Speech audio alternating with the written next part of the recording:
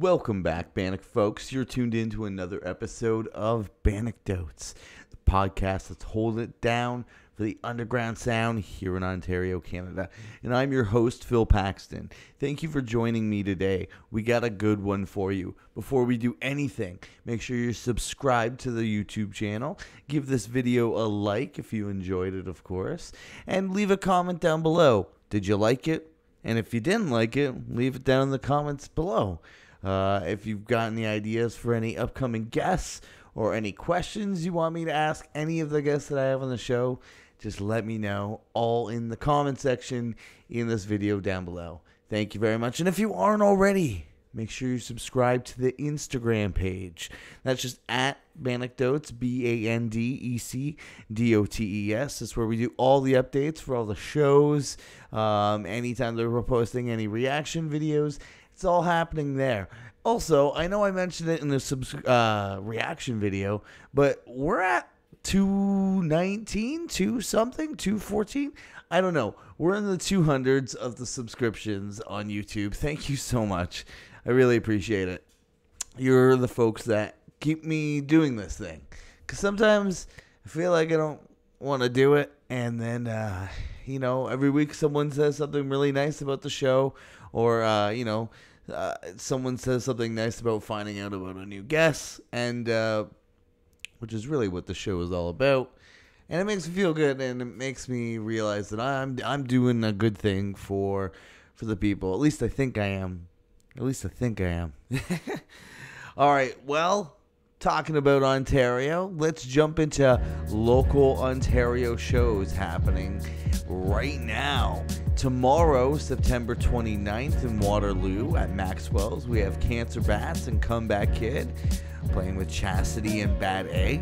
In Toronto that night at Seascape, we have Squanderer with Maldita, High Anxiety, and Begging for Oxys.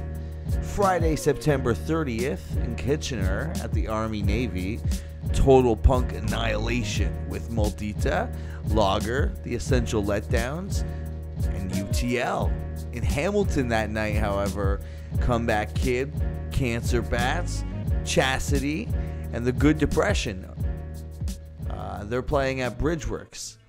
October 1st, Saturday, October 1st in Toronto at the Dakota Tavern, we have Hungry Lake and the Casey Baker Neon Cowboy.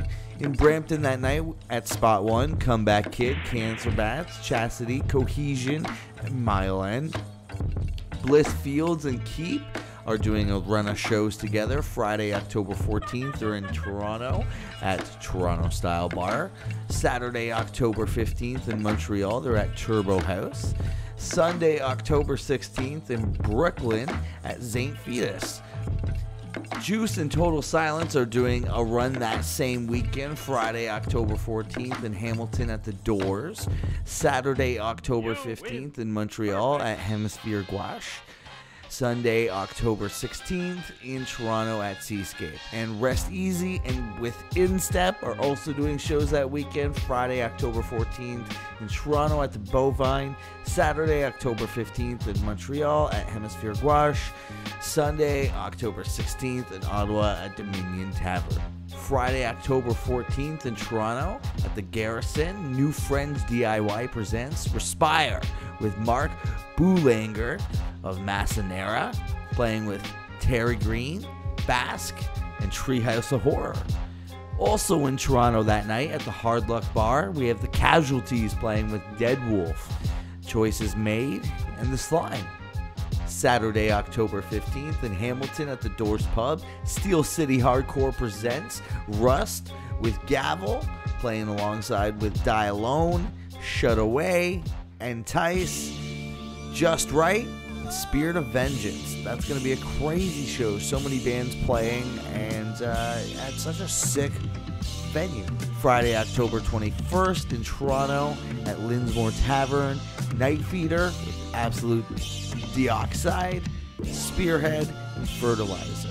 In Toronto at Handlebar that night, we have Tossed Aside with Grishka, Botlem, Acid Shower, and Dayslager. Saturday, October 22nd in Kitchener at the Study Room, we have Stagnance with Quentin Barnes and T-Dun. Friday, October 28th in Toronto at the Bovine. We have the almighty Trigger Happy, Fully Crazed, and the Holdouts. Get your tickets then. Lots of cool stuff happening in Ontario. So much cool stuff. Always go out to a local show. If any of those shows sound any enticing to you in any way, definitely go out and check it out. That's what we're here for. I'm here to spread the good word. If you're not even here for the podcast, just listen and go out to a cool show. If you've got the time, of course. I know we're all busy. I know we're all pinching those pennies. I'm right there with you. All right, let's get on to my guest this week. My guest this week is Tyler McAlister, goes by Steiner. You'll hear right away that him and I are a longtime friend. God, we couldn't even come up with the first time that we met together because it's been so long. We were literally children, and met because we went to the same school. He's older than me. He's my sister's grade. And you know what? Honestly, I'm so glad we got him on the show. I've been plugging him on some of the reaction videos. He's been working hard on this rap project, and it's just a good time to sit down and talk with him because honestly, we had a great conversation, and I'm glad to kind of help him along his way. So if any of you folks are into like an underground DIY rap kind of thing, this is right up your alley. This is Steiner here on Bannockdotes.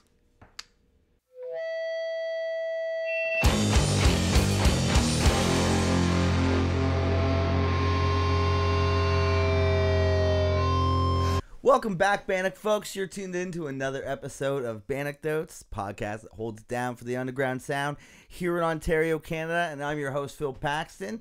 And today we have, you want me to call you by your... You can call me by my name. Tyler McAlister, otherwise known as Steiner. You're an old friend of mine. This is your camera right here. This is my camera. You're an old friend of mine. We've known each other. Jeez, I couldn't even tell you. Do you remember what year we were when... Because you were my sister's age, and I know that you would probably have met her because she was in, like, your class or something. Right. I think we started hanging out, I must have been in high school. Oh, well, we actually started hanging out. But when I first met you... Oh, we must have been, like, literal children. Yeah. Yeah. At Edith Cavell. Yep. Old stomping grounds. I just drove by that today. You don't realize how bad a school is until you grow up, and you're like, wow, it's like so small, and I can only imagine how beat up it is inside there. Old Edith Cavell. Yeah, they had a pretty crazy staff there too, if I recall. There's a lot of weird stuff that happened there. I remember, before we get into anything, I remember one teacher there, Mr. Blanchet. He's come up on the show before. He's going to come up. He's going to come on the show. He took one of someone was wearing a hat inside, and they were like, it was a Top Gun hat, and Mr. Blanchet comes up to him and he goes, "Hey, you know what they do in Top Gun?" And the kid was like, "What?" And he goes, "They fly." And he took it and he threw it out the window, his hat. Yeah. So when I was a kid, I must have been in grade 5 or something. We'll dive right into childhood trauma. So I guess like someone caught me like picking my nose on like the playground, and Mr. Blanchet's like window was open or something. So he's kind of like listening in, and everyone's like razzing me for like picking my nose. And I don't know if I'm remembering this exactly right because it sounds so fake, but I'm pretty sure that he looked out the window at all the kids and he was like, "Hey kids, Tyler doesn't only pick his nose, he puts it behind his ear to save it for his poor family to eat." Jesus Christ, what a dick. Now, I might be misremembering that, but it's so it's burned into my memory. You don't forget something Even like that. if it didn't happen, I hate him so much that I manifested that. Right. It's just a bad... Were you on the all-male volleyball team? I was on the cheerleading. Or sorry, the cheerleading team. We were on the cheerleading team together then. Yeah, That's probably the earliest we hung out, was going to Canada's Wonderland. That's right. What did we get, 3rd place? Or something? Yeah. Because we didn't deserve any place. No. Because there were people doing actual gymnastics. Well, because his bright idea was like, if you tried to get into this cheerleading contest, you would go to Canada's Wonderland for free. It's pretty... Yeah, actually... Yeah, actually, it's pretty sick. And we all got to go for free. Everyone, like, it was a whole thing. It was actually a quite smart idea. I think we danced to, like, the Beach Boys. It was Dance, Dance, Dance. That was the song. Yeah, right. Yeah. So, yeah, I guess I'll let the listeners know. Steiner, you've been, you've been working on music probably for as long as I've known you. You've played in bands before. You've had, you play guitar. You're like an active musician, but this is probably your first time you're doing something like rap. This is the first time you're doing rap, right? Yeah, first time doing anything. Well, oh man, I don't know if shout out Corey Dobbin. I don't know if he wants me to say anything, but I was in a rap song with now disbanded group The Sexy Fuckers. The Sexy Fuckers, that's right. Called Try Me Bitch. Yeah. And so I've blessed the mic before. Yeah, but you've dabbled. No, I've always been active, but never in anything sort of official. I don't know. I think that I'm the type of person who, like, as much as I like the idea of collaboration, I really think, like, the way I work and the way my sort of bursts of creativity work, I kind of have to seize the moment right then and there. Sure. So it's hard for me to picture the band dynamic because I just feel like I need to write when I feel like writing. I need to create when I feel like creating. And I just, I can't imagine trying to schedule creativity. Yeah, it's tough. It can be. Yeah, absolutely.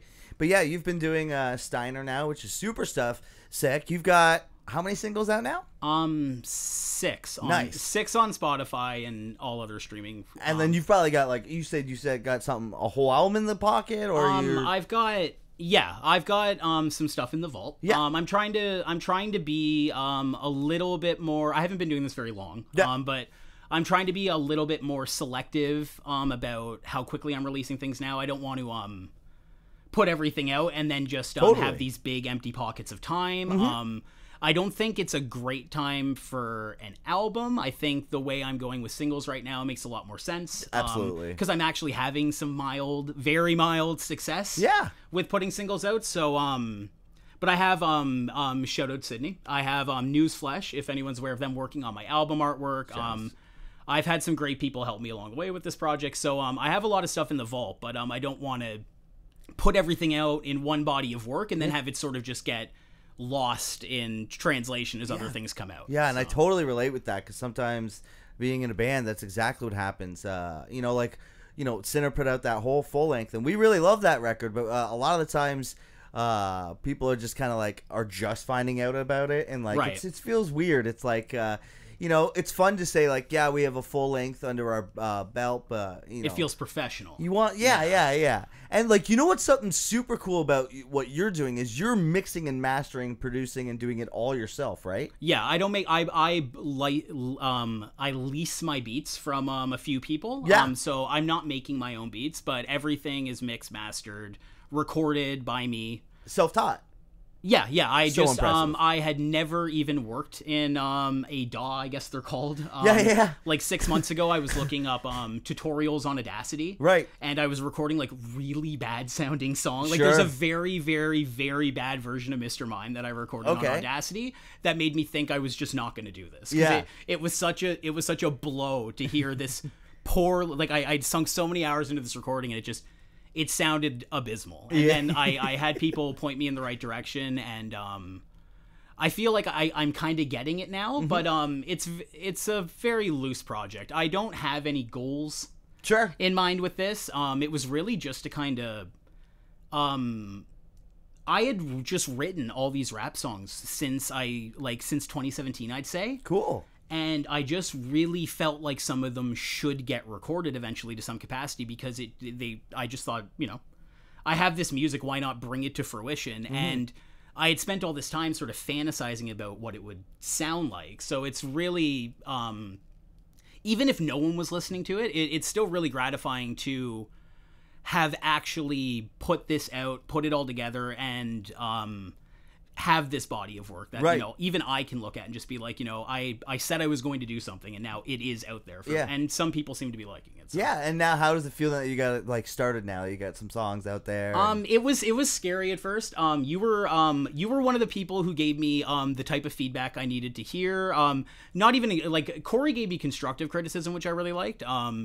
But shout out Corey Dub. Yep. But with you, the compliment you fed me, and I remember you telling me, was like, I remember you saying something along the lines of like, I was kind of worried this is going to be bad. Like, I was a little worried that you were going to send me like a really, really hard to listen to song. Like, and it actually wasn't bad. So that like, I remember you telling me you were relieved that it was good. And I'm like, that feels so authentic. You know what I mean? Because I get that. Yeah. And, I feel like even a lot of like just people out of our like my natural friend group and our natural friend group and stuff, I can look at my analytics, and a lot of our personal, like a lot of the people I know personally, like putting stuff on my Facebook or even my Instagram, I'm still not getting too much traction from that specifically. So all of my traction really is coming from people who have no idea who I am. Organically. Yeah, it's my songs are really just standing for themselves. It's not people who, like, I got some, people I've grown up with who are listening to it, and I really appreciate them. Shout out Kyle Ronsberg. Makes me feel good. But there's definitely like, I thought there would be the morbid curiosity sort of approach, like Tyler put out a rap song, like, okay, like, you know what I mean, like, all right, buddy, yeah. Let's see what but I'm not even necessarily getting that. So it's been really, really gratifying to see like my monthly listeners go up, especially because I've done no marketing. I really don't know what I'm doing. I don't know how to make a TikTok. It's tough, especially this. Yeah. Like I'm the type of person who if I notice I'm taking a selfie, I can't do it anymore. Right. You know what I mean? Yeah. So like the marketing aspect of it has been pretty confusing, but right now I'm just putting music out, and if people want to listen to it, it's really cool, and I would like to try to get involved in the hardcore scene and see if I can get some singers, if they want to flex the rap chops and jump on a song or something like that. It's a wide open project. I could see full musical things happening in the future potentially. Shows? I'm interested in shows. It's an interesting concept for someone who, again, I feel like not to downplay hardcore bands, right, but I feel like if you just dropped me in a hardcore band right now, I could really make it work. Okay. And I would understand what to do, and I could understand how to put together a show, and I could give you like an EP with like a whole concept and stuff. But this project, in terms of recording, in terms of shows, is so new to me, and the idea of doing a show, I'm really interested, but I'm trying to work out the mechanics of like, do I get a DJ? Do I self DJ? Yep. Do I explicitly play rap songs, or do I try to incorporate a heavy element? So I think as long as things fall in place the way I think I can make them fall in place, I could see myself playing shows, but I just don't want to feel like I'm forcing an audience to deal with me. It's really going to be about placement with my music. Okay. It's going to be about certain bands. There's certain bands that no one's going to want to hear me open for that. That's going to happen anyways in terms of heavy music. But the good thing about the hardcore scene is I do find there's a lot of malleability in terms of like things like that. Like at least the kids who want to have fun. Right. So I guess to try to summarize that, I would really like to play shows. But the lack of I don't know if there's really a hip-hop scene down here, and I don't think I'm ever going to appeal to the type of people who would be into like a gritty sort of hip-hop scene. Right. So I think that it's like, it's going to be tough to figure out how to fit me in, but I would rather play shows with hardcore bands, punk bands. Sure. I'd rather be like the rapper on a bill like that. I'd rather be the rapper in a hardcore community than try to fit in with like legitimate like drill rappers who are like actually running crimes. So like I'm just being silly. Yeah, no, because I know like for a while I can't even speak to how it is now, but like 905 at one point had that like 905 clique, like a huge rap crew, and rap was like an underground version of it was certainly alive and well in I don't even know if it was Niagara Falls, St. Catharines, in the Niagara for sure. But where it's at nowadays, I think there's a couple guys running around doing like kind of like the rap thing. And I don't know if they play too many shows. I don't know if they like. Obviously, there's my son, the Hurricane. Yeah. Which is Well, they're more of like a pop band. They've got like I wouldn't want to call them this, but they're more of like a hip hop band. Yeah, they're pretty genre. I like jumping. them. They're a great band, and they got all of them on there. But I think they know, Dano especially knows where to play shows and make them happen. Yeah. He definitely knows what rappers he can have to open his shows, which he has full control of that whole band.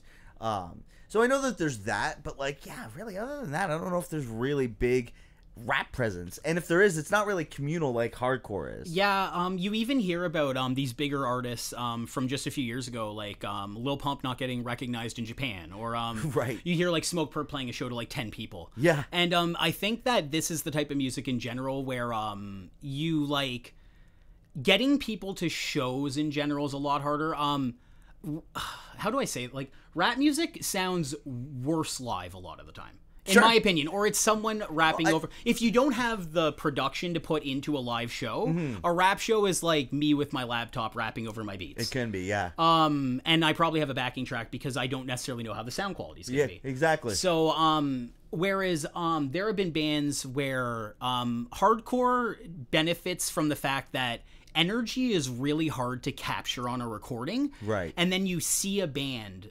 live. Like, actually, the most recent example I would say was Loose Teeth. Shout out Loose Teeth. Oh, hell yeah. That band's recording is solid, and I listened to it before seeing them recently, but the absolute energy level that band hits is something that is going to bring you in a way that a recording just can't. Yeah. And I find with rap, unless your live show is very... You know, if you have like actual people playing the instruments, or even if there's just a heavy crowd element to it where everyone else is into it, I think that rap shows can be a lot of fun. But for the most part, it's more like a bunch of people vibing with a dude. It's like a listening part. It's like a glorified listening party. Sure, I think I'd want to do a more interesting show than that. Mm-hmm. Yeah. So again, when it comes to trying to plan shows, I want to do something more interesting than just hit play on my laptop and rap slightly louder. It's funny because like now that you're mentioning all the different aspects of the live performance of rap, you really don't ever think, like when I immediately asked you if there was going to be shows, I guess I'm just so used to just showing up with like a band and being like, oh, we can play a show. We have these songs in the pocket. Let's get ready to go. But now that like you actually kind of explained it a bit more, I've never would have taken that into effect until you actually laid it out. It's crazy though. Like I really like the way that you rap. Rap is really hard to do. I've dabbled in it a little bit. I've heard your stuff. I've had fun with it. I certainly I was playful with it. But one of the things that I really enjoy that you do is like when you talk about your depression and like being in like therapy and whatnot. I think that is so powerful, especially in the kind of rap you're putting out. It's like, and especially it's tongue in cheek. You're kind of going like, exactly. You know what I mean? But it's also like important to be talking about these things because I don't think maybe I'm not listening to enough rap, but I don't think they're talking about it enough in it. Yeah, I mean, there's certainly like I have like my own sort of self meme about it, like the obsession with my depression, like that, right? Like, the neglection, it's never ended. Like it's that type of. There is a lot of rap out there where people are sort of like, I don't want to say surface level talking about their feelings, but like there's literally a way of doing it. You know what I mean? I knew like. I've had like addiction problems in my life. I had a really rough childhood. Right. I've definitely had my fair share of things, but I don't want to be like just like another like angsty sounding SoundCloud rapper who's just like the obsession with my depression. You know what I mean? I don't want to just rap really quickly about how sad I am. So I'm trying. My goal for sure was to try to look at it from this really like tongue-in-cheek sort of sarcastic idea. I find it funny that this sucks, basically, which I think is a really relatable thing for people nowadays. It's like everything's out of our control and everything is just kind of shitty. Yeah, and it's what laughable. can you do but laugh? Exactly. Yeah, so, everything's a fucking meme. You wake up every morning and then everything is just costing money and like all you can do is just laugh at it, make a tweet about it, and like that's a really fun way to make it relatable. Yeah. And again, these songs were just things I was sitting on anyways. So bringing them to light and having them actually be bodies of work that people can enjoy is, it's all just icing on the cake. Because for me, I was just sitting on this curiosity, like what would happen if I just tried, right? Right. Because it is outside of my comfort. Like I think you would be able to relate to this. I find the harsher the vocals you're doing, the safer it feels. Yeah, absolutely, like 100%. If you wanted me to just growl, Yeah. like the dude in Behemoth or something. Yeah. I feel so safe doing that, but there's something about rapping and just the sound, even hardcore and yelling. I bet even going from Sinner to Hellbent, there's a vulnerability that you show in your actual voice that's very, very, it's vulnerable and it's different, and it's scary to put that out there because like it's you want someone to find you want someone to think your like talking voice is cool, and everything is so tied up in like cadence and like trying to like have like this swagger about you in it and stuff. So it's a very vulnerable thing to record. Right. You might not think so until you're doing it, and then you're actually like sitting there with headphones on in front of this microphone, and you're like you sound ridiculous. Like you never sound the way you thought you did in your head. It takes so many takes and so much confidence to actually get there. So getting it to sound like it didn't getting it to sound like it wasn't hard to do is the hardest job in the world. And it's funny that you say that because everyone can rap along to a song and make that song sound like that rapper, right? Everyone can do the Dr. Dre and the Eminem, but once it comes down to actually writing your own stuff, sure, you might not feel like someone's raps are better than others, but once you actually put the pen to the paper and actually try and get on the mic and hear your own voice, you go, holy shit, like I've made a terrible mistake. No. Yeah, well, because someone who writes a really good song will write a good song to rap along to, and if they're feeding into the vibe well, and if they're feeding into like I guess the message of the song, depending on how deep you want to look into it, like you're supposed to kind of get lost, right? Like it's like you don't actually think you're like a thug when you're listening to music like that, but you enjoy the wordplay, you find it clever, and you kind of get lost in the character for a second. Absolutely, right? Yeah. So it's about trying to give people, just that sort of, I guess, like, how would I describe it? Just like a bit of an escape. Not escape, but just like I think like everyone likes to feel like a gangster in their car. Yeah. You know what I mean? Like everyone likes to put on a rap song and pretend that they're just way harder than they are. Yeah. And I think when you listen to my songs, it's really obvious that I'm in on the joke too. Sure. So I think that was a big part of it. That's cool. Are there any rappers specifically that like you were influenced by, like while like making this shift? Or? One of the hard things to accept about getting into a genre like rap over a genre, let's say like hardcore or metal, is like I don't think I'm the greatest rapper in the world, you know what I mean? Yeah. And like I like my favorite rappers are like Jid, Kenny Mason, like cool. Like Kendrick Lamar, obviously. And a bunch of like even like Suicide Boys and Ghostman. Like I listen to like tons and tons of stuff. Baby No Money I'm definitely influenced by because he's very good at just having this great level of like, it's clear he's not taking any of this seriously. Right. So his approach to it I definitely appreciate. But it's tough because I'm in a genre where I never feel like I'm going to be truly as passionate about my stuff as I am about like the new Jid album, because it's like a culturally incredible album, right? Yeah. And I don't like, I'm not trying to be like this lyrical miracle Eminem-y boy. Like I'm not trying to, change the culture, like anything. Like I'm just like putting out music because I feel like it would have really bothered me if I didn't. So, yeah, it's just about, in terms of like influences, I think I'm more influenced by the way people approach things, like Baby No Money. Yeah. Ski Mask the Slump God, I'm definitely influenced by him just in general. Cool. I wish I could say like local people. Dylan Ponders from Toronto, someone I'm huge. That's probably the only Toronto rapper I really listen to. Sure. So shout out to Dylan Ponders. He's not going to see this, but, but other than that, yeah, no, it's I'm influenced by people that I'm not necessarily trying to emulate, if that makes sense. Cool. Do you have any plans for like music videos or? I would like to try to get a visual idea together. I'm trying to get an idea of exactly how I want to explore that. I think I'm just the type of person where when I think about myself filming a rap video, I'm like just like my skin's crawling. Sure, you know what I mean? Like I'm trying. But there's definitely a funny way to do it, but there's also like a cringy, funny way to do it.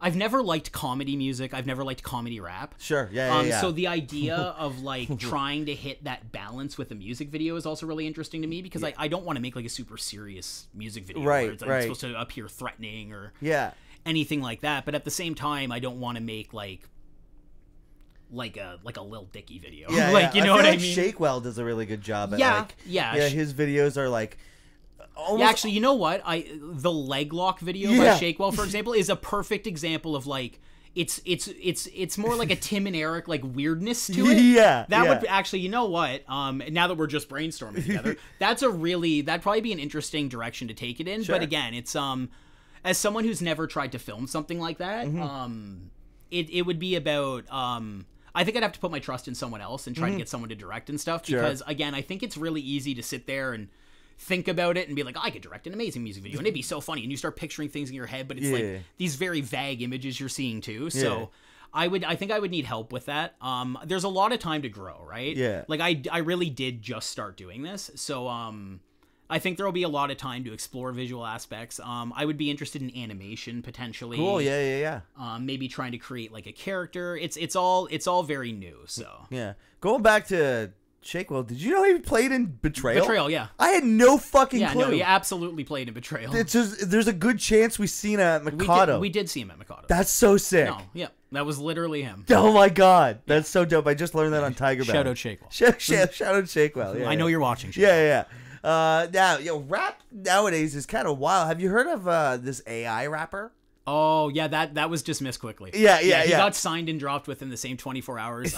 To be fair, it's not as simple as they made it seem. Like, there was an actual human voice behind it and stuff. Okay. It was more like a really, like, shady marketing gimmick. Sure. That also was, like, not so vaguely racist. He's, like, getting beaten by cops and stuff. It was really bad. It was weird. It was really bad.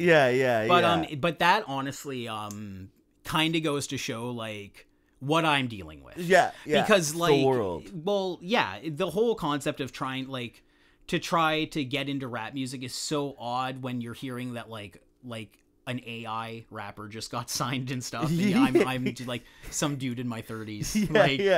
And I'm not doing like the typical like dude in your 30s rap, you know what I mean? It's like I think there's like this mentality where it's like you're in your 30s, like if you don't sound like Action Bronson, like you have to stop. Like you know what I mean? So I'm just definitely I don't know, just having a lot of fun with it. Actually, I have a fun anecdote. Way back in the day, I used to play in a band called The Merchant. We were just talking about it. The Merchant. It was mine and Matt Breezy's first band together. Corey Dobbin played in it. Shout out he Corey played Dobbin. The Zach Wild guitar, the one with the... Shout out Zach Wild. And I think there was... I want to say there was more than one show, but there was definitely one show for sure that I couldn't make. And it was a Mississauga show. It was Mississauga. I think I was going to go see A Day to Remember and was like, sorry, guys. A Day to Remember. I got a downfall of us all, you know. That's fair. That's fair. And you filled in for me. Yes. Yeah, and you filled in for me. And I remember back then, I don't know if it was a bit, but I remember you told me after that, you were like, I was just going around being like, I'm Phil Paxton, and like running around and like causing a ruckus. There's a very real possibility that that's what I was doing. I was definitely on cloud 9 that day because it was like the first like real show I was playing. Like we used to like we used to like do the ending to that one song all together all the time. Yeah. So it was always like fun, like just getting to jump up on stage and stuff, and I've always felt really comfortable on stage, but but that, like, I really, truthfully haven't played too many shows, unfortunately. No way? Yeah, so, in terms of, like, any sort of band anecdotes, for me, specifically, I've been more of an observer, I guess. I go to a lot of shows. Yeah. But, even trying to remember it all, it's just it's such a convoluted mess of just, like, bands I've seen. Yeah. You never ended up at the Hideaway, did you? I don't think I ever went to the Hideaway. I think, like, by the time the first show I ever went to was, like, like Scene 2004. Really, eh? Okay. Yeah. So, I think the Hideaway had like just stopped. Like L3 had just and Red Square. Shout out Red Square. Yeah, that was the first gig I went to with Red Square. Yeah. The punk band called The Rejected. Right, I remember The Rejected. Yeah. Oh my god, the Crust Wave. Yes. It was a good time, actually. Yeah, there was a lot of punk back then, and a lot of the punk was always beefing with hardcore and metal, and like... Yeah, there were a lot of beefs. A lot of, like, the Welland versus St. Catherine's beef was pretty pointless. Yeah, it didn't really get us anywhere, but yeah, there was all sorts of crazy bands. Trying to think of there was all sorts of different venues for us. Did you ever remember Big Bucks? Yes. Yeah. I remember. Do you remember the fight? I think it was A Day and a Death Wish was playing. Nice. And some guy tried to some guy tried to run up to the stage to just like do a stage dive, and security just started like beating the guy up. What? So the entire venue started beating up security. Oh my god! And then like the whole band of Dana Death Wish is like screaming "fuck big bucks," like the whole. I think this must have been Scene Fest or something. Yeah, people watching will definitely remember that if they're old heads. Like that was absolutely wild. I remember like I swear to God, like an entire. And this is Scene Fest, so it's not like you're playing on a Wednesday. Right. It's like 200 dudes jumped 2 bouncers. Oh, no. It's absolutely crazy. I'm like 15 with like my soupy hair just like looking at them. It's not a venue anymore. It burnt down. Is that what burnt down? Yeah, well, Big Bucks was attached to that. It burnt down. It was attached to that fucking apartment building. That burnt down. Yeah, yeah. On the corner there. We were always blessed with L3 because there was and Pat Murphy specifically just bringing so much talent to Bring Me the Horizon. Like the first time I saw Architects was at fucking L3. Yeah, it's the type of things where you like. I mean, obviously both those bands have grown a lot since then. Oh, for sure. But it definitely was the type of headliners where nowadays you have to go to Toronto or 100% or to London or something to see that. Yeah. The Bled, Between the Buried and Me. Like, we could... Oh, wait. Did you see that Maylene's a fucking band again? Maylene and the Sons of Disaster? I think I read that, yeah. Dude, they and just like original singer, too. Yeah. Because didn't... The singer got like in a horrific accident. He did, yeah. He got into a really bad ATV accident, and he's blind out of one eye, and his other eye is stationary. Shout out the band Blind in One Eye. Shout out Blind Witness. Yeah, his one eye is stationary, and he was like there. You were pretty much like sure you were never gonna hear a Maylene song ever again, and they put out a brand new song with a brand new music video. Dude, it's fucking sick. That's great. Dude, it's great. That's actually great. And it's not like cowboy. It's like got this different gritty aspect to it. There's like a banjo, but there's somehow really heavy. I'll have to show you once we're finished. That's definitely. Like, I'm really excited. Fuck yeah. Do you know the Mars Volta put out an album while we're recording this today? No, I didn't. Yeah, and it's like what? And it's not like psychedelic rock. It's like Latin like jazz infusion. It's really interesting actually. Cool. Yeah. I was never really big into the Mars Volta. Me neither. The Mars Volta and At the Drive-In were the type of band where I felt stupid for not getting it, and now I just think everyone was up their own ass. Like, there's no way. Like, oh my god. I liked At the Drive-In, a couple songs here and there, but like, yeah, they did also get a little eccentric for me, and I was just like, yeah. You freak now. Do you still have that giant, large CD collection you used to own? I do not. No. I lost I was a pretty bad alcoholic, so I've lost many things in my travels. I became a minimalist just to stop losing stuff. Sure. Yeah.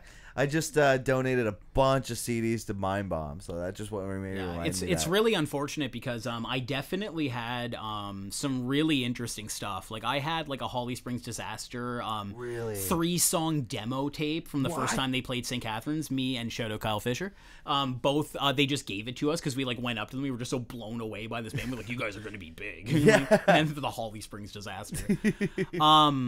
Like I had the Smear Campaigns. I loved that tape, band. Delta Convex, old Ceremonial Snips stuff. Tons of old stuff that I wish I held onto. Yeah. It's really unfortunate. The Minute Till Midnight EP, which... Oh, that was sick. What a band. They were fun. No, so fun, dude. What a lineup, too. Franz on guitar. Trevor Warath. And friggin' Kevin Fournier on drums. Right. Shout out Kevin. You know what I mean? Like, it was such a crazy lineup at such a time. I mean, Poison the Well was such... It was the biggest influence, like, on them. You could tell. Right, with the storytelling lyrics. Yeah. Yeah, no, they were like, but they were legit my favorite band when they were active. Yeah. Like, it was crazy how much I wanted to just go listen to Bullet Belt Disco and like. It's funny you said Rose is Dead was my. Okay. Yeah, well, that was the I big think one. that's like a retrospect one for me where like looking back, like they were like, I don't even want to say ahead of their time, just kind of in their own lane. Yeah. Like it was just like this really it still is. Even their live show. Like I remember them playing that one they would always play that one really long like 5-minute interlude which was literally just that do. Yeah. And they would play it's like 5 minutes of a 25-minute set and they would just like it was just the atmosphere it would create and stuff. Like it was they were definitely like showmen. They really they were album a cool is band. Man, yeah, Stages. that's an album to be proud of. Stages is absolutely great. Yeah. Shout out Rose is Dead. Yeah, I remember when you and I were talking about this. I mean, you and I have been talking about this record forever. I remember you got me onto this record, but you were like, you told me, you were like, this is a concept record.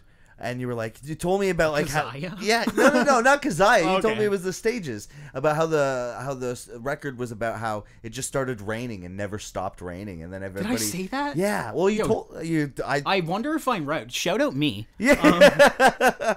So I don't know if that's true or not. Anyone from Rose is Dead's listening. That sounds it sounds feasible thinking back. Yeah. But I don't I wonder. I can't recall. Sure. Where I would have received that information. It sounds like something I would have said. I can definitely tell you it sounds like something I would have said. But I remember when you told me that, I was like, oh, it makes sense. Albums can be concepts? Oh. I didn't fucking even Wait, put what do you mean? Yeah, like, this is a whole picture? Like, this song is attached to this? Yeah, that was a brand new... You broke some ground for me. Interesting. But, yeah. No, it's, yeah, I mean, and I really appreciate stuff like that. Like, as much as I shy away from thematic stuff because especially with my own music, because again I'm so scared of being corny. Sure. I should probably try to break out of that shell and be a little corny and just see if people like it. Now, where do you see what you doing with Steiner? Is there anything that you plan on doing next other than just doing the singles, or like you said, you're just kind of taking it at your own pace? I think right now it's really important to me to so when I first started doing this and I first started releasing music on Spotify, I started to really stress myself out. Sure. I would wake up and have days where I thought my songs were the best things in the world, and then I would wake up and feel embarrassed that they were online, and I would be like, oh no, what's going on? Right. And so I would have these sort of existential crises. So I'm trying to right now be in a situation where I'm solely doing it for fun. Yeah. I want everything to feel fun. I want it to always feel fun. And I'll keep doing it as long as it's fun, and I'll push it to see where it could go. Like I said, I'm interested in playing some shows. I'm interested in possibly making some music videos and stuff, and I might make a song where, it just makes so much sense to make a video. Or it makes here's the song that'll, sort of set a tone for how I could do live shows or something like that. So I think there's a lot of room to experiment. The thing is out of the vault of songs that I have recorded, I have 3 times as many songs that I've just written. Okay. So I have a really, really big body of just old music to pick from, old sort of bars that I can reincorporate into other parts. I want to try to hone working with specific producers to try to create a more unified sound. So it's very organic right now. I'm definitely not I wouldn't know what to call the genre of music I'm making other than literally just rap. Yeah. Okay. You know what I mean? So, but there's some singing songs too. Yeah. So, I don't know. I really don't know. It's a very wide open thing. I just I wasn't expecting many people to listen to it, and cool. I think I had the defense mechanism ready where it would be 3 people are listening to my music. Maybe I'll just start putting way, way, way less effort into this. Right. And then my monthly listeners actually went up a lot higher than not a huge number, but it's a lot higher than I thought it would be. Yeah. So it's exciting. Yeah, it's giving me a reason to want to see if I could, maybe push it. And the thing about rap too is, unlike for people who actually like music, it's definitely an album based genre of music. Mm-hmm. But with rap and even other genres of music, but really with rap, it can be pretty life altering what even one song can do for you if it blows up. Yeah, absolutely. Virality it's a really hard thing to tap into because again, I don't know what I'm doing. I don't know how to make a TikTok. Yeah. So I have a lot of stuff working against me, but at the same time, what keeps me going in terms of the small possibility of success is knowing that I don't think anyone's ever written, unless it was an industry plant, has ever written a viral song that they expected to blow up the way it did. Mm-hmm. So it's possible that one of these songs I've got jangling around up here could be that song. Right. Do you have any go-to gas station snacks? Go-to gas station snacks. I really shout out combos. Yeah, shout out Tommy from Rust. Yeah, Tommy. He knows about the combos. Man, I like combos, but I mean, again, I guess as someone who's not on the road as much, the gas station is more like I'll try to find a gas station with a Tim Hortons, get myself a coffee. Sure, you know? I want to stop in at the 7-Eleven, get myself a little hot bevy. Yeah. So, shout out combos, shout out coffees. Yeah, there we go. If you were as big as Metallica, okay, and you're selling out arenas, what would be the all-star dream rider? What would be in your green room? And what's in the green room? What's hooked up? You've got an unlimited budget. Right. Okay, so in my rider, that's an interesting question that I never pondered. And I'm as big as Metallica. Yeah. That's pretty big. Yeah. So what are we gonna have? I don't know. I'm gonna have I can have anything, right? Yeah. I can have anything. What color sofas do you have in there? Okay, now we're getting high. So we're gonna have some velvet sofas. Yeah, there we go. It's important we have some velvet. Purple? Yeah, but a sheer. I want it to be kind of shiny. Okay, yeah. I want what's an expensive wood? I want expensive mahogany? Wood. I think so. I want expensive mahogany tables. Just expensive wood, yeah. I would like non-alcoholic Belvedere. That's sick. Yes, and I want it. I don't know what that means. Yeah. Non-alcoholic vodka. I want non-alcoholic vodka, not to drink, but just for show. Yeah. For other people, they can have it if they want, but I don't want anyone drunk around me. It's annoying. It's gonna be funny seeing a bunch of people be like, yeah, and then just I'm just bloated. It's not doing anything. No, I feel I gotta feel pee. good. I have to pee. Yeah. I feel like my skin feels nice. Yeah. Yeah, I don't know. I gotta have a lot of weed. Yeah. We're gonna have to have a lot of weed in there, unfortunately. It's just is what it is. Yeah. I think we'd have to do. What are we eating? What are we eating? I'm as big as Metallica. I don't know. I keep trying to incorporate that. What are we eating? I want any sushi. No, it seems so I don't want to just say something bougie now. I did say the velvet couches, but I'm a down to earth guy. We're gonna do Lunchables. Okay. We're doing Lunchables. A lot of them. Because I respect the staff that cleans up after me and my team. Sure. And Lunchables are a very simple. You can keep them in the container. Yeah, that's right. We just open up the container. There's all sorts of varieties. Well, and it's already there. And if you have Nachos. a microwave, if there's a microwave, yeah. Diamond microwave. Okay. So it's bedazzled in actual diamonds, and we use that to heat up the Lunchable pizzas. But and coffee, obviously coffees. Yeah. Everyone's gonna need some hot bevies. We're Yeah. definitely gonna need some hot bevies. Those are just in paper cups, though.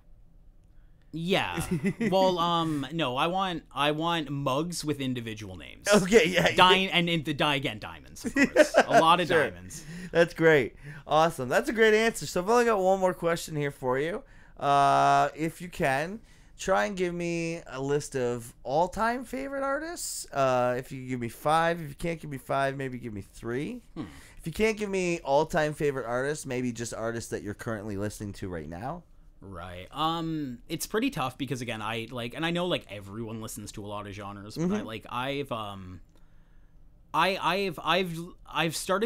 kind of done this thing where I kind of separate music into 2 different categories now, and it's music that I admire that I don't necessarily want to listen to all the time, and music that I just listen to obsessively. Okay. You know what I mean? And I have trouble kind of distinguishing which one I technically like more. You know what I mean? Because a lot of the times when I come up with my 5 albums of the year and stuff, it's not my most played stuff. No. It's a lot of guilty pleasures and stuff. So, but if I had to say bands that have, I would say bands. Let's go bands. This is a podcast for people who like bands, anyways. Endwell.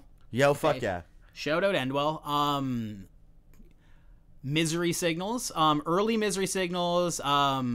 Malice and Controller Misery Signals. Controller is probably one of the best hardcore albums written I love that ever. record. I love that record. I don't know how many people listen to this band, but shout out to anyone who knows the band Pulling Teeth. Okay, yeah. Pulling Teeth is fucking amazing, I don't know if I've ever heard them. A really gritty, like sludgy, darkened hardcore band from back in the day. Really, really, not from here, unfortunately. I'm going to do that after, actually. I'm going to shout out the locals, too. Yeah. Yeah, like I said, Misery Signals. Shout out Comeback Kid, honestly. Yeah. What a consistent band. So consistent. What a just absolutely consistent band. Yeah. Super impressive. Again, Die Knowing is just one of those albums that I think is just, like, insane. Yeah, it's such a good record. Just an absolutely insane record. Yeah, and then getting into rap, it's I would say people like I mean, I don't want to say like basic stuff, you know what I mean? Oh, I like Kendrick Lamar, you know what I mean? But in terms of like newer people, I guess, like I like Jid a lot, if you've heard of Jid. Kenny, I would recommend Kenny Mason to people. Conway the Machine. Oh, come on, Tyler. West Side Gun, definitely West Side Gun. I listen to a lot of West Side Gun. Lupe Fiasco's sick. Joey cool. Badass is sick. Yeah.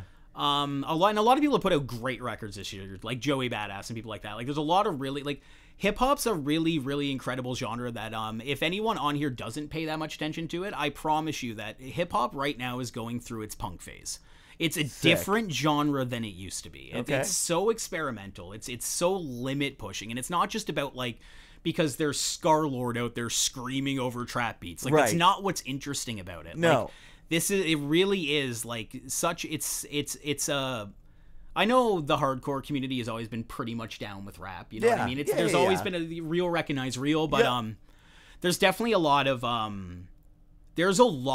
really amazing music out there, if you coming from rappers. Hell yeah. And in terms of like local people, honestly, obviously shout out Hellbent, shout out Sinner. Hellbent is unironically one of my favorite bands. I love the full length you guys put out.